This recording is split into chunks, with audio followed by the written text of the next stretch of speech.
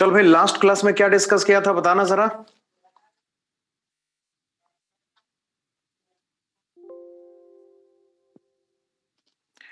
Nuclear chemistry में कहां तक हो गया है?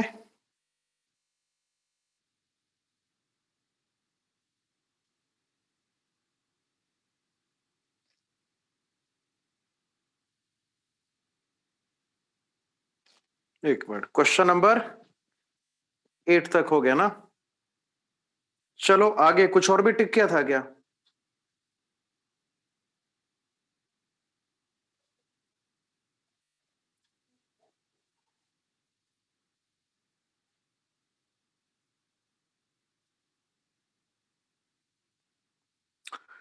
हाँ। क्वेश्चन नंबर 8 हो गया ना। कुछ और भी टिक किया था, बोल कोई नंबर और भी टिक किया था क्या क्वेश्चन नंबर 8 के अलावे?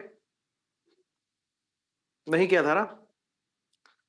20 हो गया, 6 भी हो गया ना। चलिए आगे बढ़ते हैं। ओके, मतलब कुछ बचा नहीं ना। पिछली क्लास में जो टिक किया था उसमें से कुछ बचा तो बिल्कुल नहीं है ना, वो सारा हो गया। चलिए आगे डिस्कशन को कंटिन्यू करते हैं। अब जो डिस्कशन हम करेंगे वो तो मेरे ख्याल से आपको पता होगा। जैसे आप सबको फर्स्ट ऑर्डर रिएक्शन का आइडिया है ना भाई, आप सबको फर्स्ट ऑर्डर रिएक्शन का बिल्कुल आइडिया है। तो मैथमेटिकल एक्सप्रेशन डिसोसिएशन का क्या होगा, न्यूक्लियर डिसोसिएशन, न्यूक्लियर डीके का जो मैथमेटिकल एक्सप्रेशन होगा वो क्या होगा। आई होप आपको पहले से भी आता होगा, कुछ आपको लिखना नहीं है। ये सारा फर्स्ट ऑर्डर रिएक्शन है जो आपने पढ़ा हुआ है, सब कुछ यहाँ पे नोट्स में लिख रखा है, तो फिर आपको लिखना नहीं बेसिकली। तो चलो मैं बात करता हूं, देख लिख सकते हैं काइनेटिक्स ऑफ न्यूक्लियर रिएक्शन। आपको लिखना कुछ नहीं है, बस यहां देखिए kinetics of nuclear reactions, kinetics of nuclear reactions. चलिए भाई, nuclear reactions are first order reaction. पहली बात है, जो न्यूक्लियर रिएक्शंस होता है those are basically first order reactions, इसका ध्यान आपको रखना है। अब जैसे एक रिएक्शन यहां पे इमेजिन करेंगे और इसका जो काइनेटिक्स होगा उसको स्टडी करेंगे, उसका जो इंटीग्रेटेड फॉर्म ऑफ काइनेटिक्स है उसको स्टडी करेंगे, उस पे न्यूमेरिकल्स आपको सॉल्व करना होगा। ऐसे हमने प्रोसीड करना है। आइए शुरू करते हैं। देखिए, जैसे मान लो किसी न्यूक्लियर ट्रांसम्यूटेशन में स्पीशीज एक्स से अगर स्पीशीज वाई का फॉर्मेशन होता है, किसी न्यूक्लियर रिएक्शन में सपोज करो X converts into Y, it's a nuclear reaction, it's a first order reaction. ये क्या भाई? फर्स्ट ऑर्डर रिएक्शन है। दो कंडीशन यहां पे पॉसिबल होगा। पहला कंडीशन टी इक्वल्स टू 0 और दूसरा कंडीशन यहां पे T is equal to T न। ऐसे हमने सोच लिया। सपोज करो एक्स का जो इनिशियल नंबर ऑफ एटम्स आपको दिया है वो एन नॉट के बराबर है, तो वाई का डेटा 0।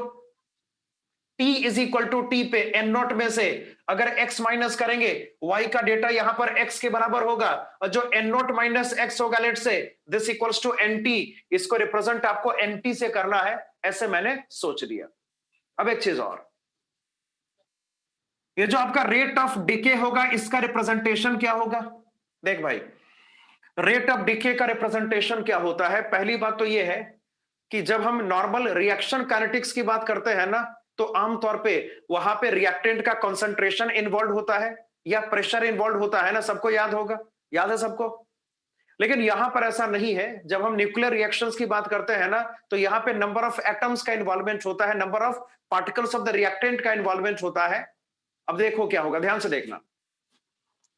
तो आर मतलब रेट ऑफ डिके को क्या लिखा जा सकता है? रेट ऑफ डिके को लिखा जा सकता है rate of change of number of atoms with respect to time, यानी D N upon D T. मगर समस्या यह है, चूंकि आपका रिएक्टेंट कंज्यूम होता है ना, तो जो डी एन का साइन होगा वो नेगेटिव हो जाएगा। डी एन क्या होगा? नेगेटिव। डी टी यहां पर क्या? That will B positive. Time हमेशा आगे चलता है ना, तो डी टी पॉजिटिव होगा, डी एन आपका नेगेटिव होगा। मगर कन्वेंशन ये है कि रेट हमेशा पॉजिटिव होना चाहिए, तो माइनस साइन यहां पे अप्लाई करेंगे। तो जो रेट ऑफ डिके है ना, उसको सिंपल लिखा जा सकता है minus D N upon D T. अब देखो ध्यान से, इतना देखो स्पष्ट है। देख यहां पे पॉइंट क्या है, क्योंकि मामला फर्स्ट ऑर्डर रिएक्शन का है। मैंने पहले बोला कि nuclear reactions are basically first order reactions. तो जब ये फर्स्ट ऑर्डर रिएक्शन होगा, तो एक बात बहुत आसानी से कहा जा सकता है ना कि R will be proportional to number of atoms. Concentration के बदले यहां पे number of atoms of the reactant का जिक्र होता है। सोच रहा कॉमन सेंस की बात है, ये तो बिल्कुल कॉमन सेंस की बात है। अगर हमारे सैंपल में रिएक्टेंट का ज्यादा एटम्स प्रेजेंट होगा तो गिवन टाइम में ज्यादा डिके आपको नजर आएगा, ज्यादा डिसइंटीग्रेशन आपको नजर आएगा। अगर एटम्स का नंबर कम है, मतलब न्यूक्लियस का नंबर अगर कम है, तो गिवन टाइम में आपको लेस डिके नजर आएगा। तो प्रैक्टिकली आपका जो रेट ऑफ न्यूक्लियर डिके होता है ना, जो न्यूक्लियर रिएक्शन का रेट होता है, that will be directly proportional to capital letter N. This implies that, देखिए ये जो आर यहां पर होगा इसको लिख सकते हैं minus D N upon D T. इस आर को यहां पे लिख सकते हैं बहुत आसानी से minus D N upon D T is equal to, यहां पे लैम्डा एक कांस्टेंट है जिसको डीके कांस्टेंट कहते हैं, multiplied by capital letter N. तो अगर न्यूक्लियर रिएक्शन के डिसइंटीग्रेशन के डिफरेंशियल इक्वेशन की बात करेंगे, उसको यहां पर ऐसे शो करना पॉसिबल है। याद कर भाई, फर्स्ट ऑर्डर रिएक्शन में ऐसे कुछ करते हैं ना, लेकिन वहां पे कंसंट्रेशन यूज किया जाता है। आपको याद होगा, याद है लिख के बोल, केमिकल काइनेटिक्स में हम ऐसे ही करते हैं ना, मगर वहां पे कंसंट्रेशन या प्रेशर यूज होता है। यहां पर क्या यूज हो रहा है, यहां पे यूज हो रहा है नंबर ऑफ एटम्स, बस इतना ही फर्क है, ज्यादा कोई फर्क नहीं। तो these are first order reactions, और फर्स्ट ऑर्डर रिएक्शन के बारे में हमने बहुत कुछ पढ़ा हुआ है ना, तो वैसे ही कुछ यहां पर भी करेंगे। बहुत कुछ तो नहीं करना है, बहुत कुछ यहां पे नहीं करना है। वैसे आपका फर्स्ट ऑर्डर रिएक्शन है, मैंने सब कुछ आपको इसके बारे में बता दिया है। तो जितना रिक्वायर्ड यहां पर होगा हम उतना डेरिवेशन करेंगे, और बाकी आप ये समझ ले कि जो फर्स्ट ऑर्डर रिएक्शन में लगता है ना, सब यहां पर भी लग सकता है। खाली उस केस में कंसंट्रेशन है, प्रेशर यूज करते हैं, यहां पे नंबर ऑफ एटम्स यूज किया जाता है। तो इस कॉन्टेक्स्ट में कैपिटल लेटर एन यहां पे नंबर ऑफ एटम्स का रिप्रेजेंटेशन होगा लैम्डा, इसको द रेट कांस्टेंट, इसको डीके कांस्टेंट भी कह सकते हैं। तो ये डिफरेंशियल अप्रोच हो, जो अप्रोच है जो कि आपके सामने है। अब हम इसको इंटीग्रेट करना है, इसका जो इंटीग्रल फॉर्म होगा उसके बारे में आपको बातें करनी है। चल भाई, इसको इंटीग्रेट करेंगे और रिजल्ट को फाइंड करने की कोशिश करेंगे। देखो क्या हो सकता है, डू द इंटीग्रेशन। इंटीग्रेशन के लिए जो एटम्स का नंबर होगा उसको वन साइड करना है। मतलब इस एक्सप्रेशन में आगे ऐसा लिखा जा सकता है ना, this should be minus D N upon capital letter N is equal to, possible यहां पर होगा lambda multiplied by D T ना। अरे समझे सारे, इसको इंटीग्रेट करेंगे तो इसका जो इंटीग्रल इक्वेशन होगा उसको डिराइव करना पॉसिबल हो जाएगा, उस पर आपको न्यूमेरिकल सॉल्व करने होंगे। तो चल अब इसके बाद क्या करेंगे, ध्यान से देख, डू द इंटीग्रेशन।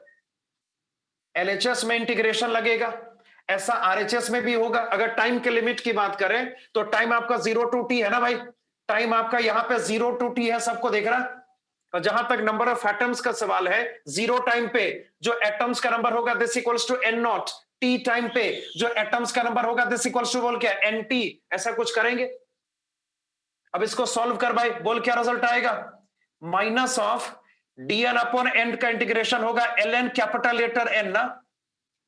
जहां तक लिमिट्स का सवाल है, अपर यहां पर nt के बराबर हो गया, lower is equal to n naught and this equals to. अगर आरएचएस की बात करेंगे, लैम्डा dt का इंटीग्रेशन यहां पे t के बराबर होगा, और बाद में जाके t माइनस 0 करना पड़ेगा। आरएचएस यहां पे बिना किसी डाउट के लैम्डा मल्टीप्लाइड बाई t हो गया। इसको फर्दर सॉल्व करेंगे, देख क्या रिजल्ट आएगा, minus of ln nt minus ln n naught. इसको यहां पे लिखा जा सकता है minus of ln nt minus आपको करना पड़ेगा ln n naught is equal to lambda multiplied by t ना। ऐसा कुछ करेंगे, इस माइनस को यहां से ओमिट करना है, मतलब ब्रैकेट आपको ओपन करना है। तो जैसे ही ब्रैकेट ओपन होगा, रिजल्ट आपका होगा ln n naught minus ln nt is equal to lambda into T ना। अब इसको फाइनलाइज करेंगे, देख क्या रिजल्ट आएगा। हाँ भाई, लॉग में डिवीजन का मतलब सब्सट्रैक्शन का मतलब डिवीजन होता है। तो एलएचएस को लिख सकता है बहुत आसानी से ln n naught upon nt is equal to क्या रिजल्ट आएगा, लैम्डा मल्टीप्लाइड बाय t, और ये फाइनल हो गया। तो ये फर्स्ट ऑर्डर रिएक्शन का इंटीग्रल एक्सप्रेशन है जिसपे न्यूमेरिकल्स आपको सॉल्व करना होता है। आई होप नोटेशंस के बारे में सबको आइडिया होगा। लैम्डा यहाँ पे डीके कांस्टेंट का रिप्रेजेंटेशन है, जो कि टेक्निकली न्यूक्लियर रिएक्शन का रेट कांस्टेंट है। टी का मतलब यहाँ पे टाइम टेकन होगा, ये जो एन नॉट है ये 0 टाइम पे रिएक्टेंट के नंबर ऑफ एटम्स का रिप्रेजेंटेशन है। जो एनटी यहां पर होगा उसी का रिप्रेजेंटेशन टी टाइम पर है। ये हो गया फाइनल। इसको थोड़ा सा और मॉडिफाई करेंगे और ये बिल्कुल उसी तर्ज पर होगा जैसे हमने केमिकल काइनेटिक्स में किया हुआ है। सब कुछ यहां पे काइनेटिक्स जैसा ही चलेगा, कुछ भी यहां पे स्पेशल नहीं है, इतना ध्यान रखिए। तो चल आगे क्या करेंगे, ध्यान से देख। अगर यहां से ln को ओमिट करा जाए, अगर ln को ओमिट करेंगे क्या रिजल्ट आएगा, n naught upon N T is equal to लिखा जा सकता है e की power lambda multiplied by T ना। ऐसा कुछ करना पॉसिबल है। डू द रेसिप्रोकेशन, अगर इसका रेसिप्रोकेशन होगा तो इसको लिख सकते हैं N T upon N not is equal to E की power minus lambda into T ना। ऐसा कुछ करेंगे। Now do the cross multiplication, अगर इसको क्रॉस मल्टीप्लाई करा जाए बोल क्या रिजल्ट आएगा। अगर इसको क्रॉस मल्टीप्लाई करेंगे रिजल्ट होगा N T is equal to बोल क्या हो सकता है एन नॉट इंटू ई की power minus lambda into T. ऐसा कुछ करेंगे। तो ये तरीका है ना, ये तरीका है इस न्यूक्लियर रिएक्शन को डील करने का। अब ये तुम बताओ, ये थोड़ा जाना पहचाना लग रहा है ना भाई। हाँ भाई, कितनों को जाना पहचाना लग रहा है बता तो लिख के। काइनेटिक्स सबने पढ़ा हुआ है ना, तो क्या ये जाना पहचाना लग रहा है। बिल्कुल। कंसंट्रेशन के बदले यहां पर एन आ चुका है ना, कंसंट्रेशन के बदले यहां पर केवल एन प्रेजेंट है, बाकी सब तो वही है जो हमने काइनेटिक्स में फर्स्ट ऑर्डर रिएक्शन में पढ़ा हुआ है। तो सब कुछ यहां पे बहुत जाना पहचाना है, कोई नई बात यहां पे हम डिस्कस नहीं कर रहे हैं। बहरहाल ये आपका एक्सप्रेशन होगा जिसपे आपको आगे चल के न्यूमेरिकल सॉल्व करने होंगे।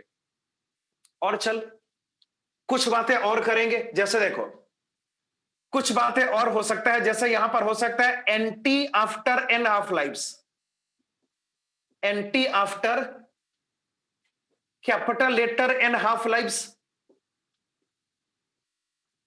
Capital letter N half lives के बाद एंटी यहां पर क्या होगा ये फाइंड करेंगे। उससे पहले हाफ लाइफ, और उससे पहले हाफ लाइफ करना पड़ेगा ना। हाफ लाइफ कैसे निकालेंगे बोल, इसको हटा पहले हाफ लाइफ करना पड़ेगा ना, पहले तो हाफ लाइफ उसके बाद ना ये सब। तो जैसे मैंने समझा रखा है याद कर, टी इज इक्वल टू होगा टी हाफ होगा if T is equal to T half. तो आपको याद होगा अगर टी आपका टी हाफ के बराबर होगा तो समझो रिएक्टेंट का जो नंबर ऑफ एटम्स है ये पहले के रेस्पेक्ट में हाफ हो जाएगा ना। मतलब बहुत आसानी से कहा जा सकता है N T is equal to N not by two. ऐसा कुछ करेंगे।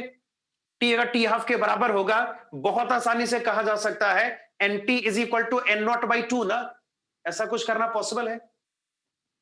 अब इसको यहां पे सब्स्टिट्यूट कर भाई, अगर यहां पे एन टी को सब्स्टिट्यूट करेंगे क्या रिजल्ट आएगा बोल। इसको लिख सकते हैं L N N not upon N T का मतलब एन नॉट बाई टू होगा, जहां पे two goes in numerator is equal to lambda into T ना। इस कॉन्टेक्स्ट में टी का मतलब टी हाफ है। अगर इसको सॉल्व करें बोल क्या रिजल्ट आएगा भाई, एन नॉट से एन नॉट कैंसिल आउट हो गया। अगर यहां से टी हाफ का सेपरेशन आप करोगे this T half is equal to बोल क्या आंसर आएगा, this T half is equal to L N two upon lambda ना। ऐसा कुछ करना पॉसिबल है। और आपको शायद याद होगा एल एन टू का डेटा 0.693 होता है ना। तो बात यहां पे सिंपल सी है, इस तरीके से टी हाफ को कैलकुलेट करेंगे।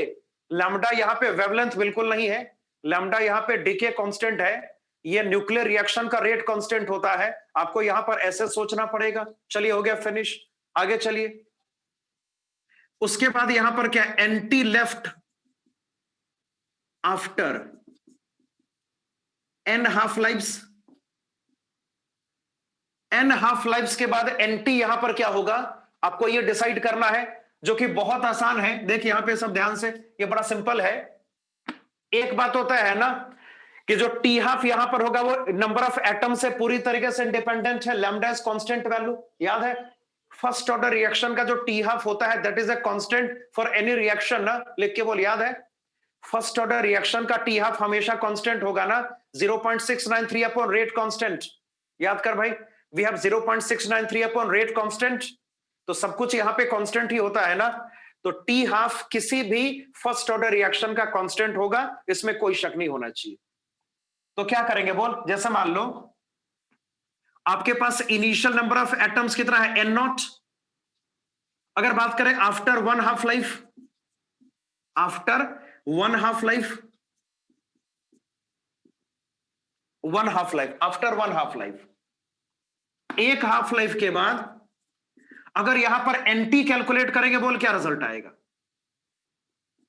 अगर एनटी एक हाफ लाइफ के बाद कैलकुलेट करेंगे रिजल्ट होगा एन नॉट बाई टू। उसी तरीके से अगर यहां पे आफ्टर 2 हाफ लाइफ सोचा जाए, दूसरा हाफ लाइफ जब गुजरेगा तो इस एन नॉट बाई टू का भी हाफ हो जाएगा। अरे हो जाएगा हाफ ना। अगले हाफ लाइफ के लिए जो इनिशियल नंबर ऑफ एटम्स है that will be N not by two. तो 2 हाफ लाइफ के बाद अगर आपको एनटी कैलकुलेट करना है तो क्या करना होगा बोल, इसका भी हाफ करेंगे। अगर इसका हाफ करेंगे, एन नॉट बाई टू को 1/2 से मल्टीप्लाई करेंगे, बोल क्या रिजल्ट आएगा, एन नॉट बाई टू का स्क्वायर। ऐसा कुछ करना पॉसिबल है। उसी तरीके से अगर यहां पे थर्ड हाफ लाइफ गुजरता है, तीसरे हाफ लाइफ के बाद ये जो आपका नंबर ऑफ एटम्स है ये और हाफ हो जाएगा ना। इसको हाफ करने का मतलब है इसको 1/2 से मल्टीप्लाई करेंगे। अगर ऐसा होगा तो बहुत आसानी से कहा जा सकता है N T is equal to क्या रिजल्ट आएगा, N not upon two square का, N not upon two square को 1/2 से मल्टीप्लाई करो, क्या रिजल्ट आएगा, एन नॉट अपॉन 2 की power 3। There is a pattern, एक पैटर्न है ना भाई, कि जो आपका यहां पर हाफ लाइफ का नंबर होता है वही तो यहां पे 2 का पावर है, सबको देख रहा। तो बहुत आसानी से कहा जा सकता है कि अगर हमने एन हाफ लाइफ को यहां पे पास करा दिया ना, आफ्टर एन हाफ लाइफ अगर हम यहां पे एन टी कैलकुलेट करेंगे, रिजल्टेंट आपके पास यहां पर होगा एन नॉट अपॉन 2 की पावर एन, है ना। अगर नोटेशंस की बात करें तो एन नॉट यहां पर initial number of atoms, N T यहां पे एटम का फाइनल नंबर, और जो स्मॉल लेटर एन होगा ये हाफ लाइफ के नंबर को रिप्रेजेंट करेगा। और याद है काइनेटिक्स, बता काइनेटिक्स में कैसे हाफ लाइफ का नंबर कैलकुलेट करना सीखा था, total time upon T half. और याद है लिख के बोल, जब टोटल टाइम को टी हाफ से डिवाइड करेंगे, जब टोटल टाइम को टी हाफ से डिवाइड करेंगे तो हाफ लाइफ का नंबर कैलकुलेट करना पॉसिबल हो जाएगा। इतना कुछ आपको यहां पे करना है। अब इसका ग्राफ कैसे, इसका ग्राफ कैसे प्लॉटेड होगा, कुछ याद है, इसका ग्राफ कैसे प्लॉटेड होगा। इसका मैं ग्राफ यहां पे प्लॉट नहीं कर रहा, यहां पे ग्राफ को प्लॉट नहीं किया जाता न्यूक्लियर केमिस्ट्री में। सिंपल सी बात है ना कि जैसे हमने, याद करिए फर्स्ट ऑर्डर रिएक्शन मैंने बहुत सारे ग्राफ का डिस्कशन किया होगा, आपको याद है काइनेटिक्स में। काइनेटिक्स में देखिए फर्स्ट ऑर्डर रिएक्शन का काफी सारा ग्राफ है ना, बस सारे ग्राफ यहां पे इक्वली वैलिड हो जाएंगे। बस फर्क यह है कि वहां पे हमने कंसंट्रेशन वर्सेस टाइम को प्लॉट किया था ना, हमने वहां पे कंसंट्रेशंस की बात करी थी। जहां जहां पे वहां पे कंसंट्रेशन प्रेजेंट है सबको एन से रिप्लेस करना है, सबको क्या करना है, एन से रिप्लेस करना है। इसका ग्राफ खुद ब खुद डिसाइड हो जाएगा, है ना ऐसा। तो यहां पे ग्राफ का डिस्कशन आपको बिल्कुल नहीं करना है, सब कुछ काइनेटिक्स में हमने किया हुआ है। तो सी के बदले एन आप लिखोगे तो सारे ग्राफ खुद ब खुद कवर हो जाएंगे, क्योंकि it's a first order reaction. Clear ना। इतना हो गया मैथमेटिकल डिस्कशन इसका। अब इसके न्यूमेरिकल्स आपको करने पड़ेंगे, निकालिए सीआरक्यू। अब इसके न्यूमेरिकल्स आपको करने हैं, निकालिए सीआरक्यू। कुछ नोट करने की रिक्वायरमेंट बिल्कुल नहीं है, सब कुछ आपके नोट्स में लिखा हुआ है ना।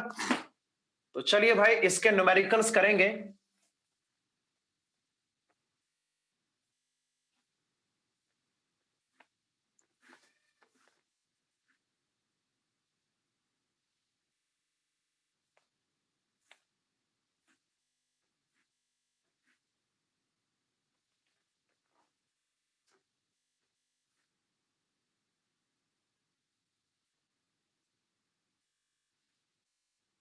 चलो स्टार्ट करो। चलो पहले पहले क्वेश्चन टिक करें इसके, इसके क्वेश्चन टिक कर लेते हैं ना, उसके बाद करते हैं इसको सॉल्व। आइए जरा क्वेश्चन नंबर टिक करना, जरा कौन कौन सा करना है देखो। क्वेश्चन नंबर 7, 7 को टिक करो, 7, 9, 10, चलो 10th क्वेश्चन टिक किया, 12, 13,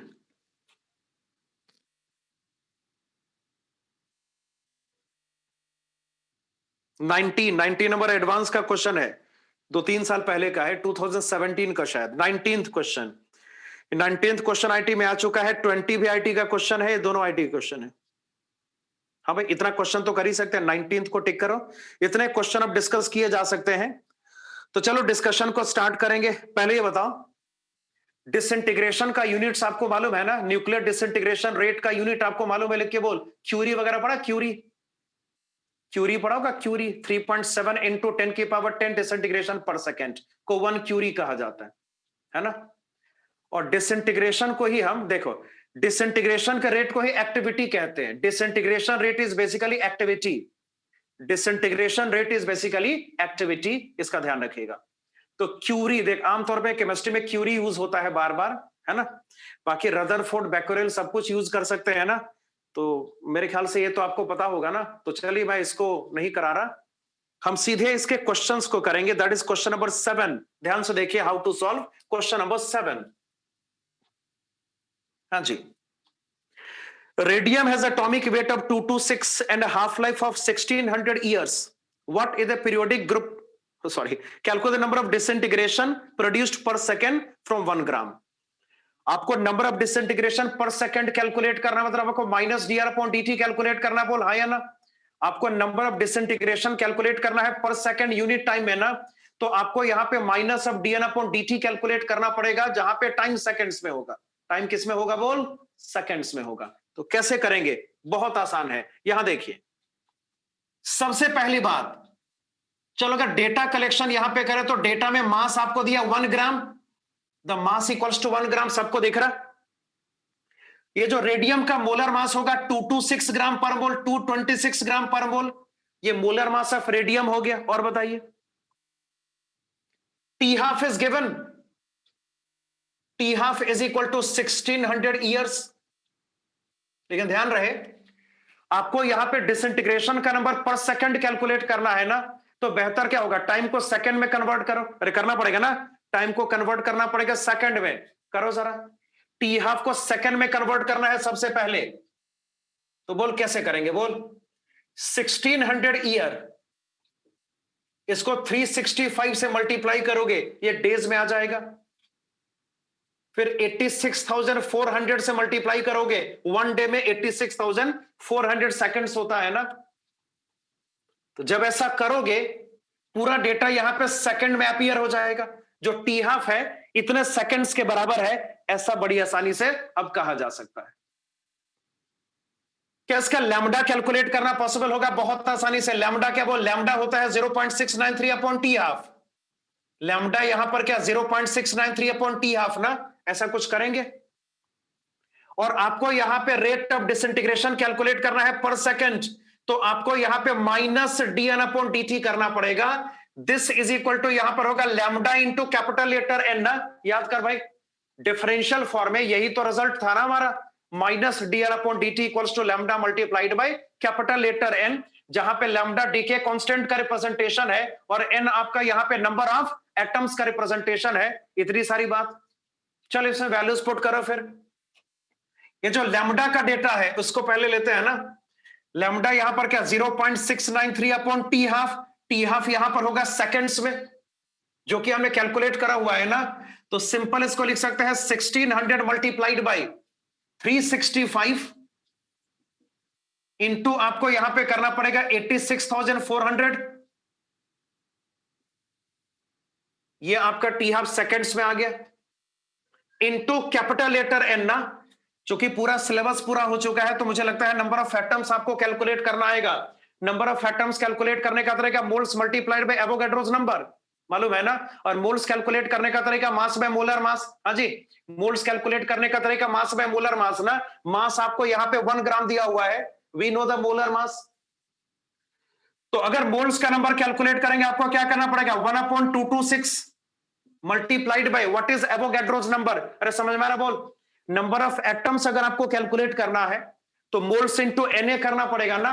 मोल्स कैलकुलेट करने का तरीका mass by molar mass, this must be 1/226 into Avogadro's number, जो कि होगा 6.023 इंटू 10 की पावर 23, है ना ऐसा।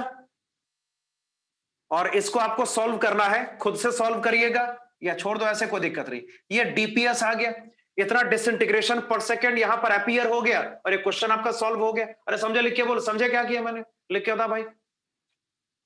आपको रेट ऑफ डिसइंटीग्रेशन पर सेकंड कैलकुलेट करना था ना, ऑब्वियस ही बात है, टाइम को सेकंड्स में आपको लेना पड़ेगा। तो मैंने टी हाफ को सेकंड में कर दिया, तो लैम्डा सेकंड इनवर्स में आ जाएगा। क्लियर ना। उसके बाद ये फॉर्मूला अप्लाई करेंगे, अपने आप आंसर कैलकुलेट करना पॉसिबल हो जाएगा। ये क्वेश्चन नंबर 7 का सॉल्यूशन है। Now this is completed.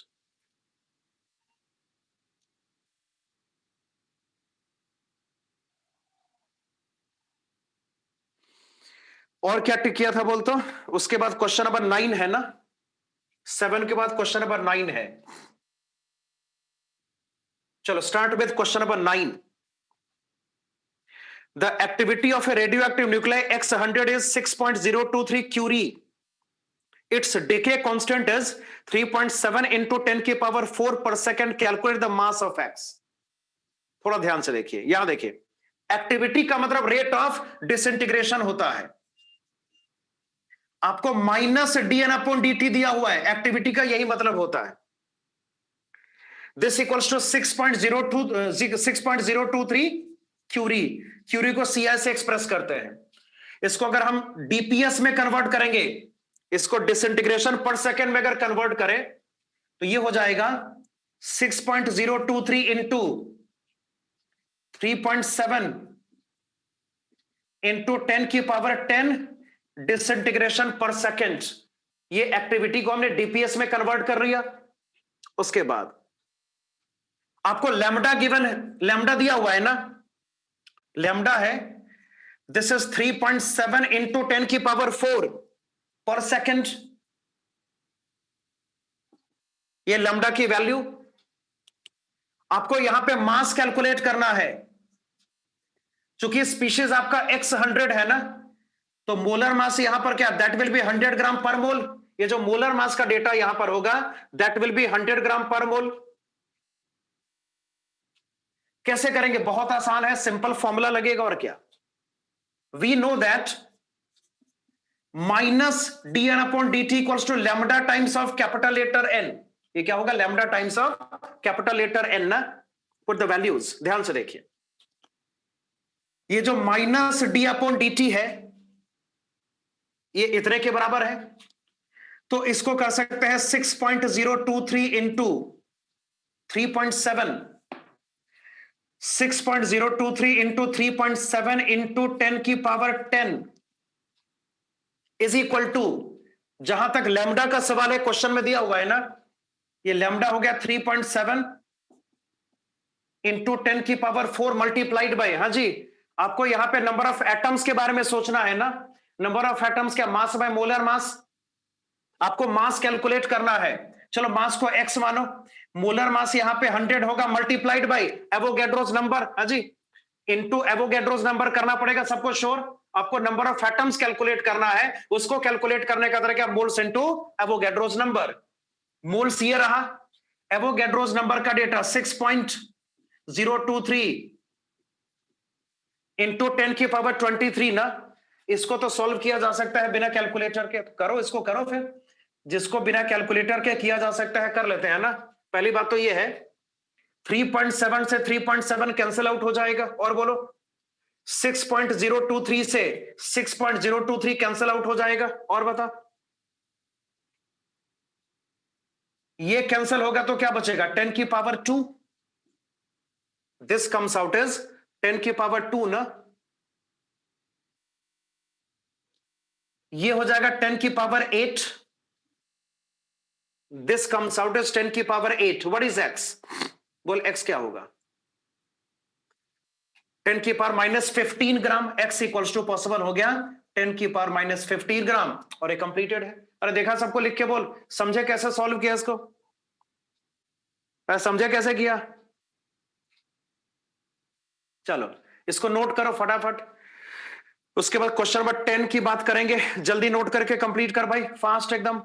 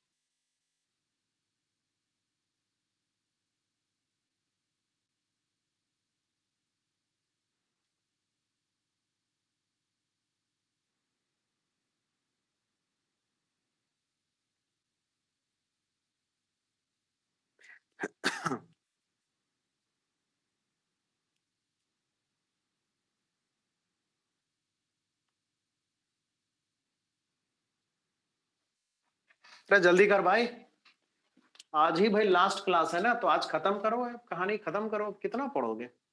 आज लास्ट ही क्लास है ना भाई, आज सिलेबस का कंप्लीशन है। जल्दी कर, तो कंप्लीशन आज ही हो जाएगा, फिर आगे आपको मेरी शक्ल नहीं देखनी पड़ेगी। और जब क्वेश्चन नंबर 10 पे, सॉल्विंग क्वेश्चन नंबर 10। चलो ध्यान से, क्वेश्चन नंबर 10 कैसे करेंगे देखिएगा। मिटा दो ना इसको। हाँ,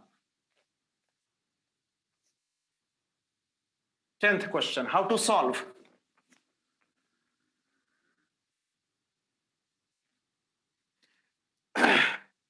A certain radioisotope XAZ दिया हुआ है, T half 10 days decay to give Y, इसका Z-2 atomic number, A-4 mass number है।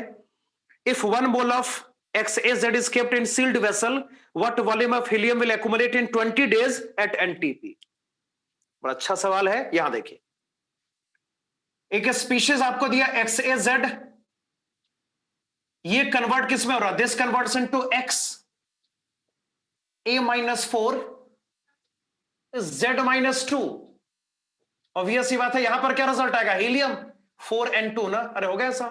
ये अल्फा इमिशन का केस है भाई, it's a case of alpha emission. हाँ भाई, क्या है भाई?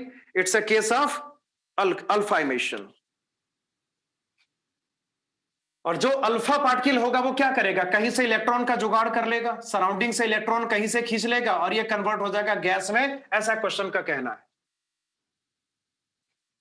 तो चलो भाई, दो कंडीशन यहां पे T इज इक्वल टू 0, दूसरा कंडीशन यहां पर T is equal to T ना।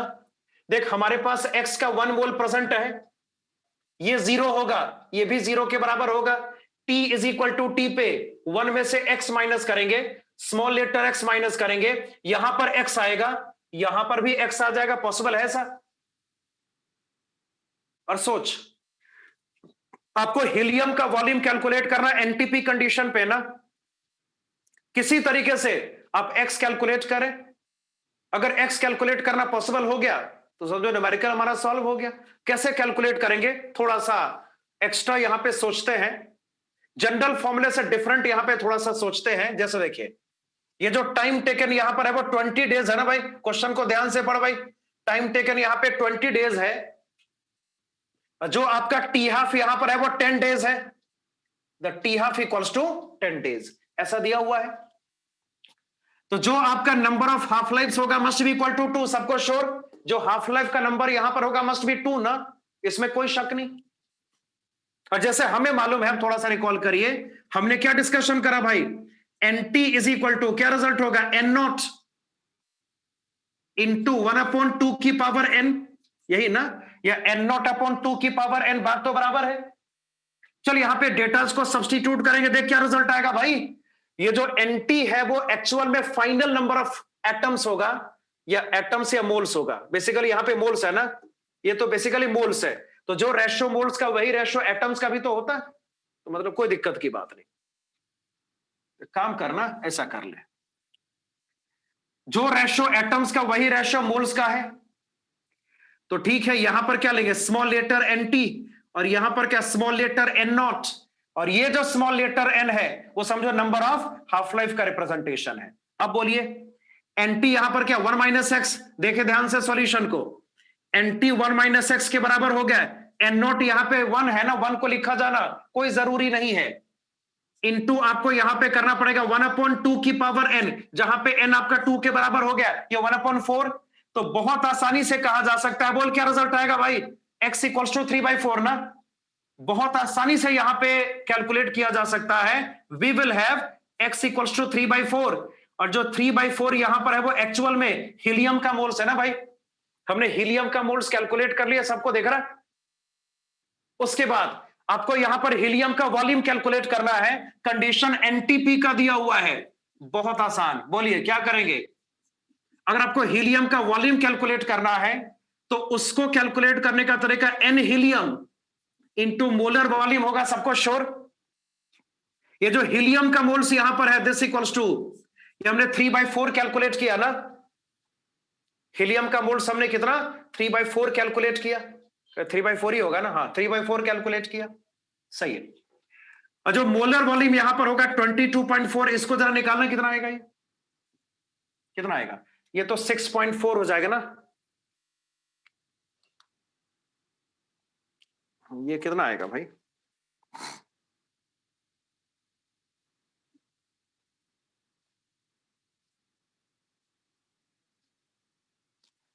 $16.8 आपका फाइनल आंसर। तो आंसर है 16.8 लीटर। इस क्वेश्चन का भी सॉल्यूशन ये खत्म हो गया। चलो जल्दी आगे बढ़ते हैं। अगला सवाल है, काम करो, क्वेश्चन नंबर 11 को भी सॉल्व किया ही जा सकता है। 11th पे आना जरा। 11th क्वेश्चन को भी सॉल्व किया जा सकता है, तो उसको भी कर ही लेते हैं ना। इसको टिक किया था क्या? 11 को टिक किया था क्या? नहीं। The human body contains about 18% of carbon by weight. Of total carbon, 1.56 into 10 की power minus 10% of C14 by weight. Calculate the mass of C14 present in a 70 kg body of a person. Calculate the number of disintegration occurring per minute in a body of this weight. Half life of C14 isotope is दिया हुआ है। Half life आपको दिया है 5570। देख कैसे करेंगे, यहां ध्यान से देखना। जो C14 का मास यहां पर है उसको कैलकुलेट करने की बात है, तो कैसे निकालेंगे? देख एक बार में करते हैं ना, एक बार में कर, या थोड़ा सा इसको और मॉडिफाई करो। C14 का मास क्या होगा? कार्बन के टोटल मास का 1.56 इंटू 10 की पावर माइनस 10%। ये कार्बन के टोटल मास का 1.56 इंटू 10 की पावर माइनस 10% है। तो जैसे यहां पे अपॉन 100 कर दिया, ये आपका मास ऑफ C14 हो गया। सबको देख रहा, ये मास ऑफ C14 है। अच्छा बता, ये कार्बन का मास क्या होगा? बोल। क्वेश्चन का साफ कहना है कि पर्सन के बॉडी मास का 18% कार्बन का मास होता है। अरे कुछ समझ में रहो कि खाली लिख रहा हूं? अरे समझे क्या बोल रहा हूं मैं? हाँ भाई, कार्बन का टोटल मास इस केस में कैलकुलेट करना पॉसिबल है ना। पर्सन के बॉडी मास का 18% कार्बन का मास है, ऐसा कुछ क्वेश्चन में साफ कहा गया है। तो पर्सन का बॉडी मास यहां पर क्या 70 किलोग्राम, इसको ग्राम में कर ले तो 70 इंटू 10 की पावर 3 करेंगे, ये ग्राम में आ जाएगा। उसका 18% कर भाई। अगर इसका 18% करोगे तो पर्सन के बॉडी में कार्बन का मास कैलकुलेट करना पॉसिबल हो जाएगा। ये मास ऑफ कार्बन है, उसको इतने से मल्टीप्लाई कर, 1.56 इंटू 10 की पावर माइनस 10 अपॉन 100 करेंगे तो ये कार्बन 14 का मास ग्राम में कैलकुलेट होके आ जाएगा। हाँ भाई, ये कार्बन 14 का मास है जो हमने ग्राम में कैलकुलेट कर लिया। क्या आंसर आएगा इसका? टोटल बता क्या आंसर आएगा, फाइनल आंसर। हाँ भाई बोल। ये 00 हट गया तो यहां पर क्या बचेगा? 10। यहां पे 10 बचेगा। और बोल, अगर यहां से 2 0 कट कर ले तो ये कितना हो जाएगा? 10 की power minus 8। This comes out is 10 की पावर माइनस 8। अगर ये 100 यहां से हटाओगे ये फिर से वही आ जाएगा ना, फिर से 10 की पावर माइनस 10 ही आ जाएगा। इसको, इसकी वैल्यू क्या? इसकी वैल्यू क्या? 18 इंटू 7 इंटू 1.56, 196.56, अप्रॉक्स 196 इंटू 10 की पावर माइनस 10 ग्राम। ये हो गया मास ऑफ कार्बन 14। ये क्या हो गया भाई? मास ऑफ कार्बन 14 हो गया। क्या मोल्स ऑफ कार्बन 14 कैलकुलेट करना पॉसिबल है? मास बाय मोलर मास करेंगे। ये याद रहे कार्बन 14 है, ध्यान से देख, ये कार्बन 14 है भैया।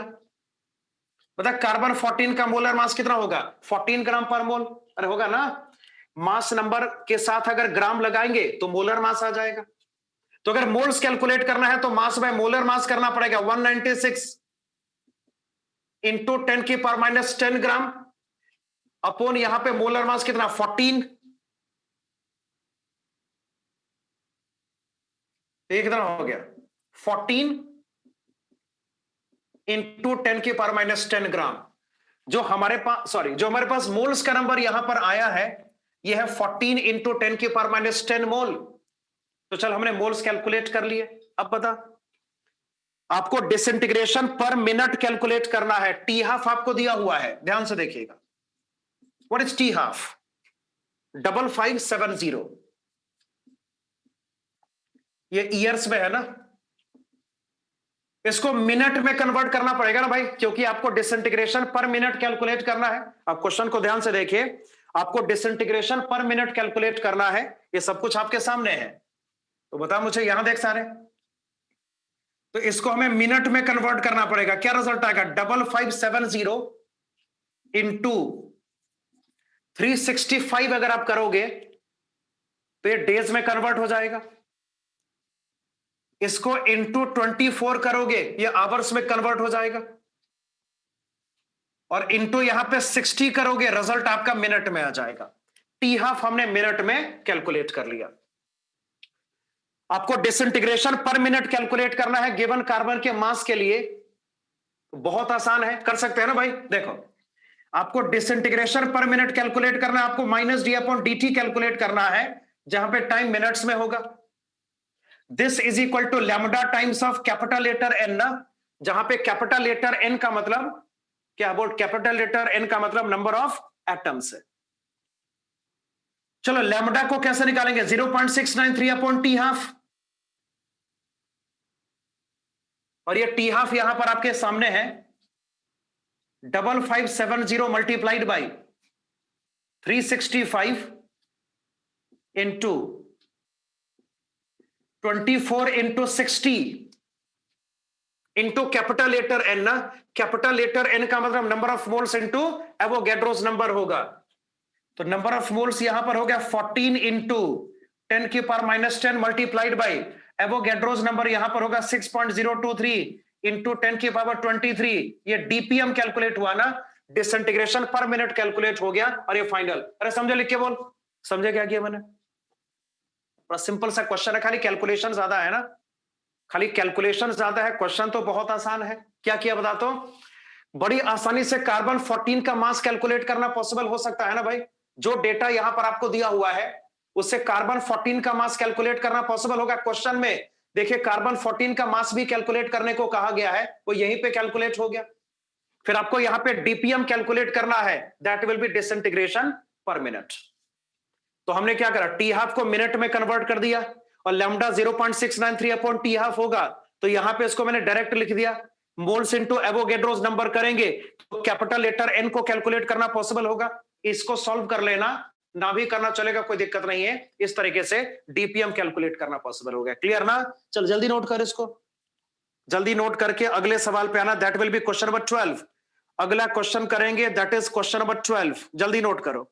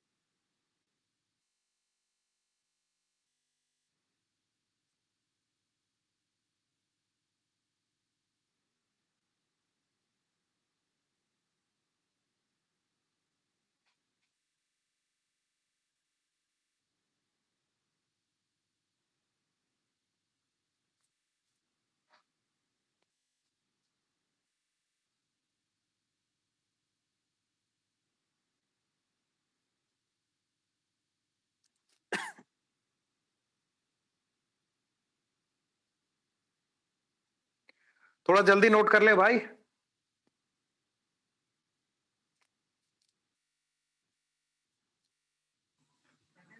बेटा S18 वाले एटॉमिक फिजिक्स का पैकेज कितने लोग को मिल चुका, जरा रिजाइन करो जरा, जिसको जिसको मिल गया रिजाइन करो, S18 वाले सिर्फ।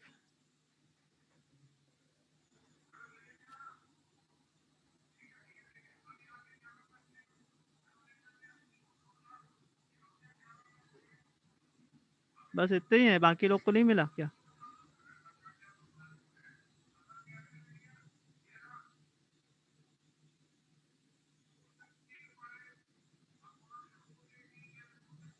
ओके ठीक है, लोअर एंड कर लीजिए। ठीक है बेटा, ठीक है।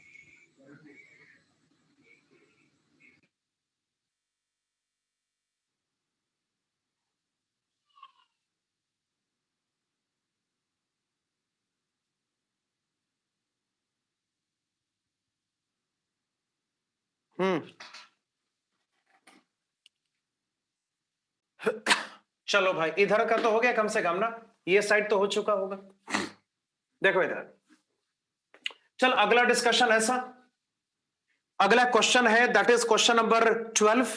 इसके लिए एक छोटी सी बात करें नोट के तौर पे, मतलब ये बहुत बेसिक बात है, ये सबको आता ही होगा। यहां देख सारे, रेट इज इक्वल टू क्या, lambda times of capital letter N ना, जहां पे लैम्डा कांस्टेंट होगा, लैम्डा बोल क्या होगा, कांस्टेंट होगा। तो ये बता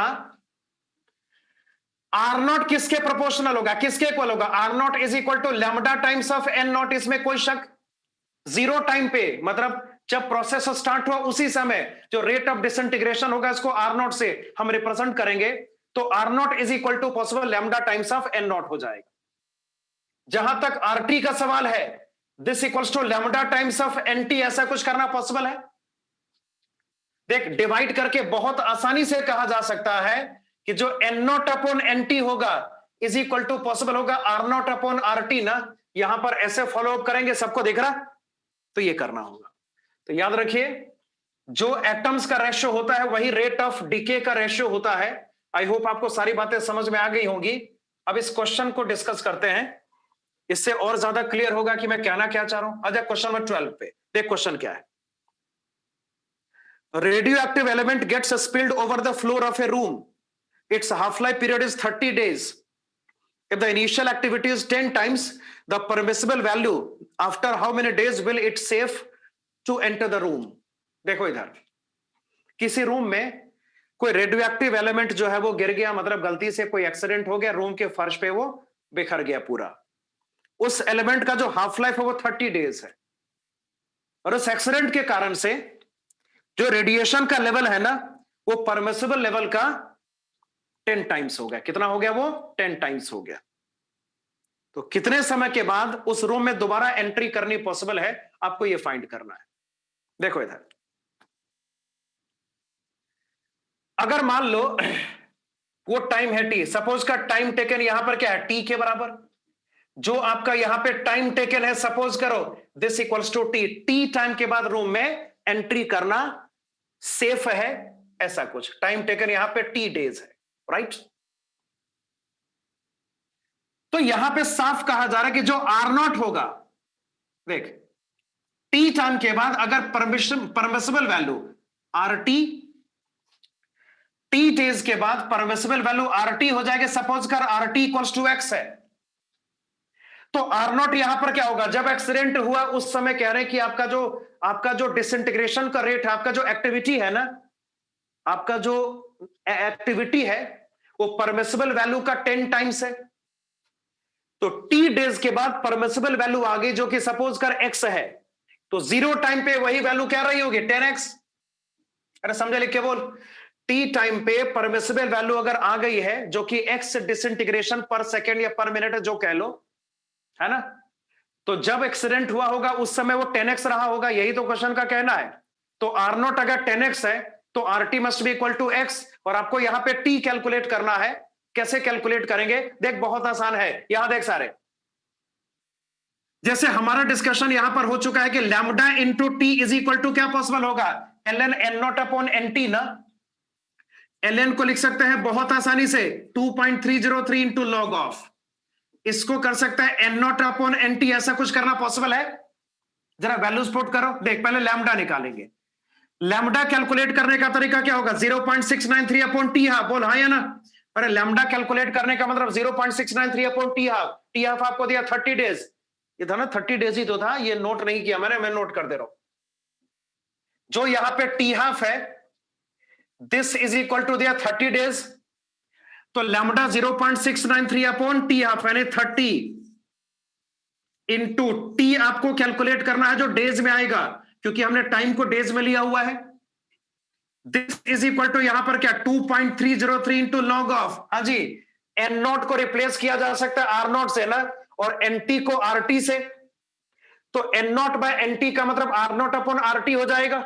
आर नॉट यहां पे 10x है, देख आर नॉट यहां पर क्या 10x, आर टी यहां पर x के बराबर ना, देख आसानी से x से x का कैंसलेशन पॉसिबल हो गया, log 10 इक्वल्स टू 1 है ना भाई, यहां पे log 10 1 के बराबर है, बहुत आसानी से t कैलकुलेट किया जा सकता है ना, तो जो आंसर आएगा खुद से निकाल लेना, आंसर आ जाएगा इसके बाद ना, इतना डेज आपका आंसर होगा, t आपको खुद से कैलकुलेट कर लेना है, ये हो गया सॉल्व। अरे समझे लिख के तो समझे क्या किया मैंने? क्लियर है सबको? अरे बोलना क्लियर है सबको, आंसर करो, क्लियर है? ठीक है फिर, ओके ओके। अगला सवाल कौन सा वाला? वही आयोडीन वाला ना? हाँ,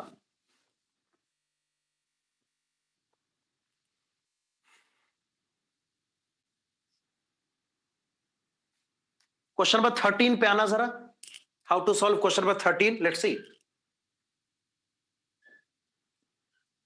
I-131 is a beta emitter, half-life 7 days, employed to prepare Ki.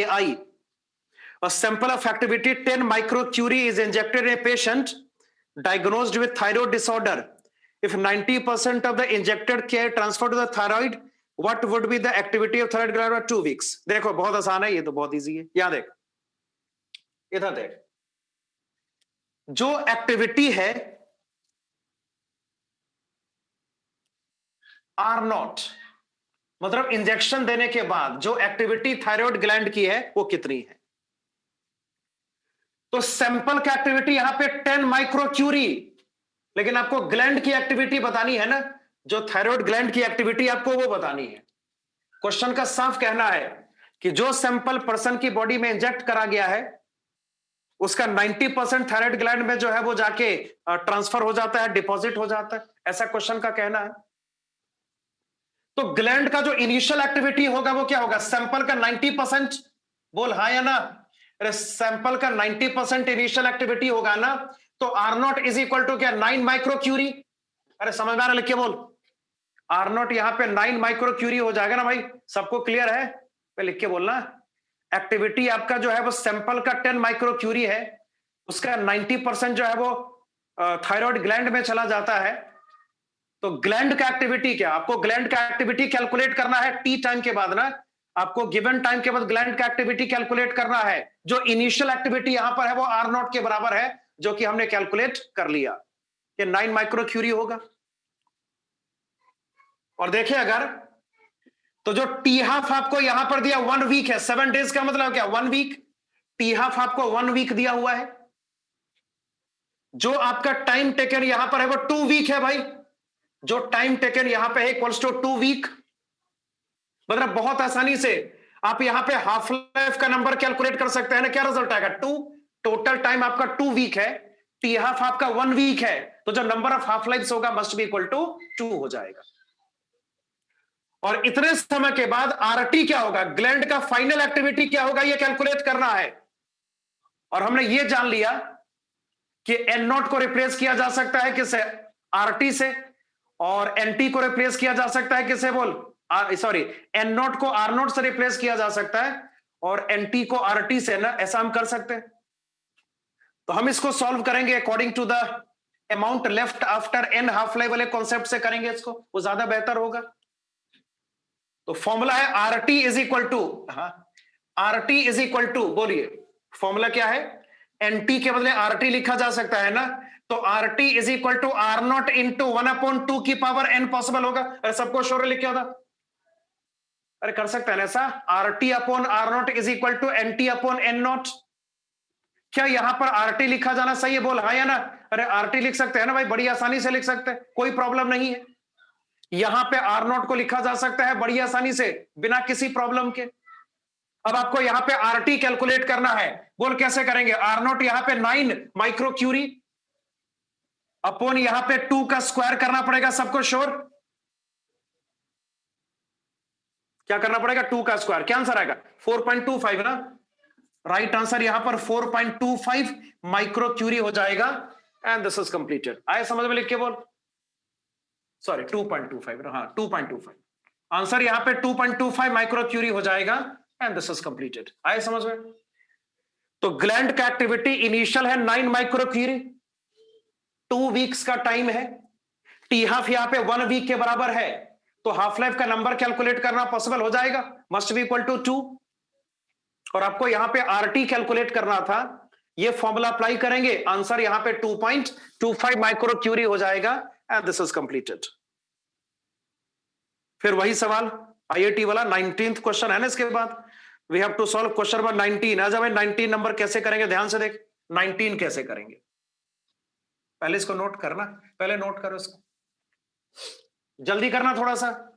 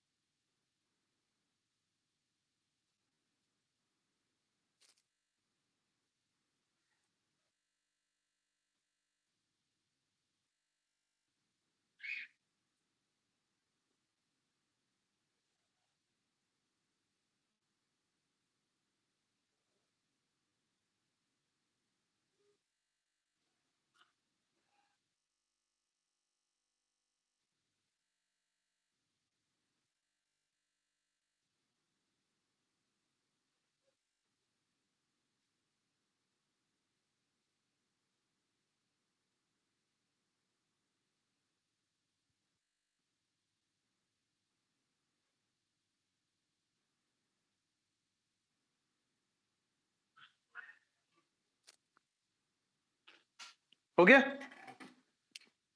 चलो क्वेश्चन नंबर 19 पे आना जरा, how to solve 19th question.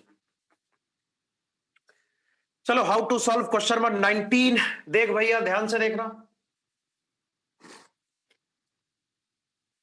A closed vessel of rigid walls containing 1 mole of uranium 238 and 1 mole of air at 298 Kelvin, considering complete decay of U238 to lead 206, the ratio final pressure to the initial pressure of the system at 298 Kelvin is। देखिएगा, हाँ 9 correct है, 9 correct answer है, जिसका answer 9 आ रहा है वो सही है। चलो यहां देखो, बाकी यहां देखो। आपके पास यहां पर U238 है, एटॉमिक नंबर 92। इससे लेड का फॉर्मेशन आप करोगे, लेड यहां पे क्या, लेड 206 है, और जहां तक इसका एटॉमिक नंबर है वो 82 ना। अल्फा एमिशन होगा, बीटा एमिशन भी होगा इसके लिए। तो अल्फा यहां पर वही अल्फा ही तो गैस बनेगा ना, अल्फा से ही तो हीलियम आएगा।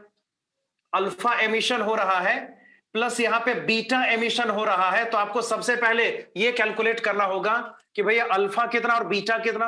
और ये कैसे कैलकुलेट करेंगे, सोच कैसे कैलकुलेट करोगे बता तो।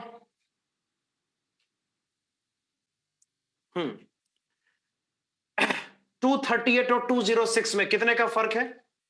फर्क है 32 का ना।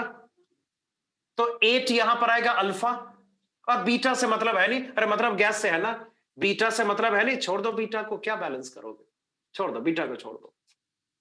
आपको मतलब गैस से है, गैस तो अल्फा पार्ट के लिए डेवलप करेगा। चल हमारे पास यहां पर इसका 1 मोल है, अगर 1 में से पूरा 1 मोल माइनस हो जाता है तो गैस के टोटल 8 मोल्स का फॉर्मेशन होगा, पॉसिबल है ऐसा? लास्ट में कितना आएगा, 0, और यहां पर इसका मोल 8 हो जाएगा। अगर प्रेजेंट केस की बात करें, प्रेजेंट केस में देखो, आई हैव, जैसे गैसियस स्टेट हमने पढ़ा हुआ है, आइडियल गैस इक्वेशन यहां पे सोचो, रिजिड वॉल है तो वॉल्यूम कांस्टेंट, टेम्परेचर यहां पे कांस्टेंट है, आर पहले से ही कांस्टेंट है, बहुत आसानी से कहा जा सकता है pressure is directly proportional to number of moles. इसका मतलब यह होगा कि P initial upon P final is equal to N initial upon N final, जहां पर N गैस के मोल्स का नंबर है, ऐसा बोल सकते हैं ना, जहां पर N गैस के मोल्स का नंबर है। अब सोचिए, रिएक्शन स्टार्ट होने से पहले 1 मोल एयर भी आपके सिस्टम में प्रेजेंट था ना भाई, आपके सिस्टम में एयर का 1 मोल भी प्रेजेंट था रिएक्शन स्टार्ट होने से पहले। तो इनिशियल मोल्स यहां पर कितना, गैस एयर सब मिला के 1। अगर यहां पे फाइनल मोल्स की बात करेंगे, बोल क्या रिजल्ट आएगा? अगर यहां पे फाइनल मोल्स की बात करेंगे, बता क्या रिजल्ट होगा, बोल 8 मोल यहां पर हीलियम गैस डेवलप हुआ है, और एयर का 1 मोल कहीं नहीं गया, एयर का 1 मोल आपके सिस्टम में अभी भी इंटैक्ट प्रेजेंट है। तो अगर यहां पर गैस का फाइनल मोल्स कैलकुलेट करेंगे तो 1 मोल पहले से एयर का ना, और 8 मोल यहां पर हीलियम का डेवलप हुआ है, तो एन फाइनल को कैलकुलेट करना पॉसिबल हो जाएगा। रिजल्टेंट इज इक्वल टू 9, बोल हाँ या ना? रिजल्टेंट यहां पे 9 के बराबर होगा, सबको श्योर? चल इसको यहां पे पुट करते हैं ना, this implies that P initial upon P final is equal to 1 upon 9। ये इंटीजर टाइप क्वेश्चन पूछा गया था, पीएफ अपॉन पीआई करना है, final pressure by initial pressure करना है। Right answer is 9, correct answer इसका 9 हो जाएगा, एंड दिस इज कंप्लीटेड। अरे समझे लिख क्या होता, समझेगा सॉल्यूशन इसका, इसको ऐसे सॉल्व करेंगे, है ना।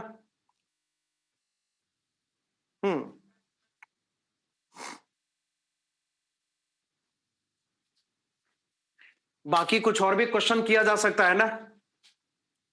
बाइंडिंग एनर्जी, हम तो बाइंडिंग एनर्जी लिख के, बाइंडिंग एनर्जी मालूम है? हाँ भाई, बाइंडिंग एनर्जी पढ़ा होगा ना, मैंने बोला नहीं, खाली रिवीजन के लिए 3 क्लास खाली दिया हुआ है, बाकी ये न्यूक्लियर फिजिक्स में ही सारा कवर करना है आपको। तो 1 तो हो जाएगा, हाँ भाई 1 नंबर तो क्लियर है ना सबका। Show that mass of 1 equivalent 1 unit is equivalent to nearly 932 mega electron volt of energy. E is equal to MC square लगाएंगे, E इक्वल्स टू क्या लगाएंगे, M इंटू सी स्क्वायर लगाएंगे, तो पहला क्वेश्चन तो हो जाएगा। हाँ भाई हो जाएगा, सबसे लिख के बोल, 1 atomic mass unit is equal to 932 mega electron volt of energy. कैसे? E is equal to M into C square करोगे तो आंसर आएगा। ये है ना फिजिक्स का बड़ा वेल नोन कॉन्सेप्ट है। तो 1 नंबर मेरे ख्याल से आप कर लोगे, आपको दिक्कत नहीं आएगी। मैं 2 नंबर से शुरू कर रहा हूं, मैं 2 नंबर से स्टार्ट कर रहा हूं। चलिए क्वेश्चन नंबर 2 पे आइए। Calculate the binding energy in joule per nucleon of iron 56. The observed mass of an atom is 55.9349 units. देखिए इधर आपको बाइंडिंग एनर्जी जरूर आता होगा, ये बहुत फेमस है ना, न्यूक्लियर फिजिक्स में इसको बार बार पढ़ा होगा, इसको बार बार कैलकुलेट किया होगा। बाइंडिंग एनर्जी का मतलब क्या है? न्यूक्लियस का वो मास जो एनर्जी में कन्वर्ट हो जाता है during the formation of nucleus. जो एनर्जी का मास एनर्जी में, जो न्यूक्लियस का मास एनर्जी में कन्वर्ट हो जाता है ना, उसी को बाइंडिंग एनर्जी कहते हैं। तो अगर देखें यहां पे ध्यान से, और एक चीज और आपको शायद पता होगा, क्योंकि मुझे लगता है आपको मालूम होगा, एटॉमिक मास न्यूक्लियर मास से इक्वल, हाँ या ना? जो एटम का मास होता है बेसिकली न्यूक्लियस का मास है ना, वो तो एटॉमिक मास का मतलब न्यूक्लियर मास। अरे हाँ ना, एटॉमिक मास का मतलब न्यूक्लियस का मास, सबको श्योर? तो यहां ध्यान से देखो, अगर आप क्वेश्चन को अगर एक लाइन में करें तो क्या हो सकता है? डेल्टा एम, आपका जो मास डिफेक्ट यहां पर है, पहले इसको कैलकुलेट करेंगे। ये केस यहां पे आयरन का दिया हुआ है।